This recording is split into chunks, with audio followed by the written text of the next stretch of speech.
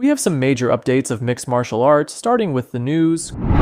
Daniel Cormier doubts UFC will pay Jon Jones $30 million for Tom Aspinall fight. As you guys might know, some reports recently came out suggesting that Jon Jones demanded $30 million from the UFC to fight Tom Aspinall, and now Cormier has shared his take on it. DC believes that $30 million is way more than what UFC fighters usually earn. However, if Jon asks for $30 million and eventually agrees to settle for $15 or $20 million, it would still be a win for him.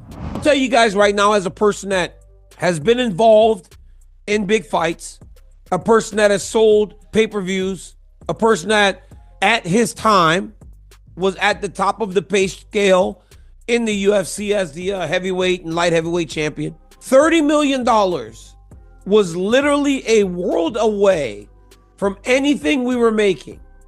I remember when I got paid in New York, I got like a big bump to take a fight on 3 weeks notice, which ultimately became my salary. And people were astounded with the number.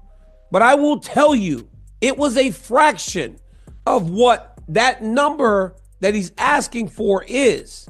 It was nowhere near that. Let me look at the gate from Madison Square Garden. UFC 3, let's see. Jones versus Makhachev gate. According to CEO General, at a $16 million gate. That's a massive gate. That's a massive gate from Jon Jones. Okay. How many pay-per-views did they sell? Now, when you start looking at it like that, you start going, I don't know if his ask is as crazy as people are saying. Hogan thinks that the UFC will pay the $30 million to get Jon Jones in there with Tom Aspinall. I'm not sure he gets to 30, but if you ask for 30 and you get 20 or you get 15, that's a win for Jon Jones on his way out.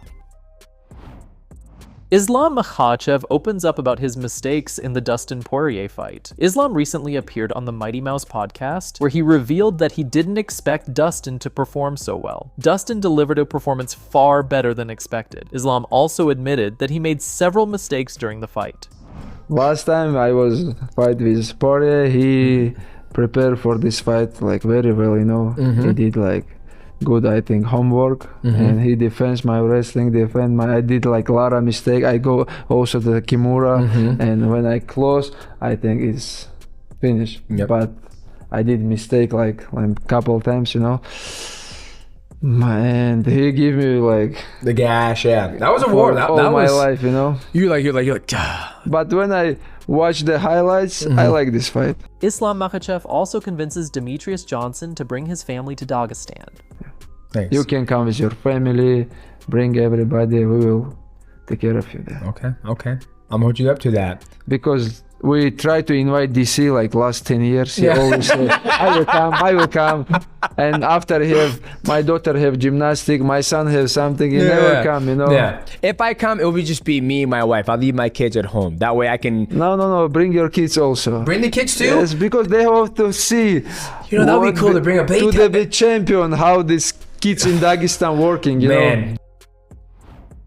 Michael Bisping reveals that Jon Jones purposely avoided focusing on Tom Aspinall before his fight with Stipe Miocic. Bisping believes this was a smart move because it made fans more curious and excited about the idea of a future fight between Jon and Aspinall. The greatest fighter of all time, talking about Johnny Bones Jones, is more than likely going to fight Tom Aspinall and more than likely gonna be paid around $30 million. That is what Joe Rogan was talking about on his podcast. And as we know, Jon Jones that kind of shied away from fighting Tom Aspinall leading up to the Stipe fight, which was an absolutely stroke of genius in terms of marketing because it drove the demand through the roof, sky high, made it the fight that everybody wants to see. Well, guess what? The man is gonna get paid properly, more than likely. That's the rumor.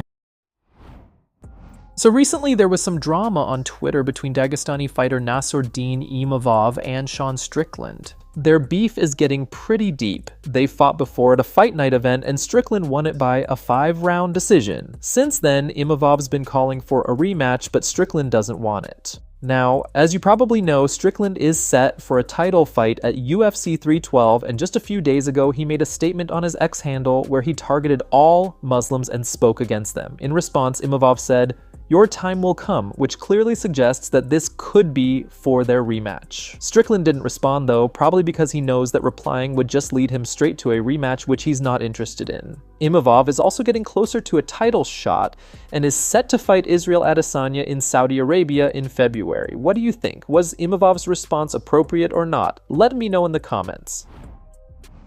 Sean O'Malley's coach reveals the real reason why O'Malley left social media. Weeks ago, O'Malley announced that he's stepping away from social media to spend more time with his family and focus on training hard for his next fights. Now, O'Malley's coach shares his take, revealing that O'Malley makes a crazy amount of money from social media and takes full advantage of its benefits. But why did he make this decision? Listen. I saw he's given up the socials. He's making some changes.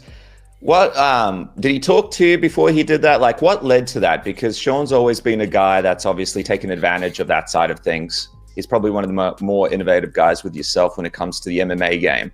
And that was it just getting a little too much? We all know it gets a little bit crazy on the socials. Yeah, I mean, he's worked so hard for years on these socials, and if you'd be surprised, like the amount of money he makes on them is crazy. But it's like right now, to like I was talking about, to win in this top 5, it's like you got to be just focused on your training and being creative, being creative on Instagram and being creative on Snapchat and being creative on YouTube, and then worried about all your deliverables when they need to be posted. They need to be goofy. They need to do this. Your mind's thinking about all this stuff. It takes more energy than you think. And he's a smart kid too, so he's just like, that loss to Merab, it's almost like it needed to happen. It needed to happen to just open up this new level of focus for him. Because if he would have knocked out Merab in the first round, then who knows? We would have been doing the same thing. There's just so much social media. Every single person wants you on their podcast. Every single person wants you to come to their party. Celebs, athletes, they're messaging you, wanting to hang out, and you're taking all this in your brain. So for him to just put it down, put Snapchat down, put Instagram down, put the YouTube down, put it all down, I mean, he needs to do that, and it's gonna be able to take him to the next level. Are you starting to see the benefits already? Like, it's probably been a little bit of time now. Are they starting to be evident whenever you guys are around and training and stuff? Yeah, definitely. I'm kind of jealous too, because he doesn't even have it. He doesn't even have it. I'm like, I still have my phone. I'm still like, I haven't made near the money that kid's made, so I'm still grinding on it, So I'm like, God, it probably does feel good to just be completely off of it. Yeah, but it's easier to enjoy the little things and just enjoy the moment more, instead of having that phone constantly dinging at you and just constantly looking at it, just stimulated, quick stimulation. You can enjoy it. We live now we have combined a 7.5 acre farm. So enjoy the trees, enjoy the animals. He can enjoy his baby and be a lot more present without those socials. UFC fighter backs out of fight with Alex Pereira. Alex Pereira's fight against Chris Curtis was almost set to happen in 2022. In a recent interview with MMA Junkie, Curtis revealed that his fight against Alex Pereira was about to be set, but he turned it down because he felt he wouldn't be able to win against Alex. In his own words, he said, "I say yes to every fight, but that one, I was like, I do not have a path to victory here. I'm fine." Arman Tsarukyan praises Islam Makhachev ahead of their fight. During a talk with TNT Sports reporter, Arman said this.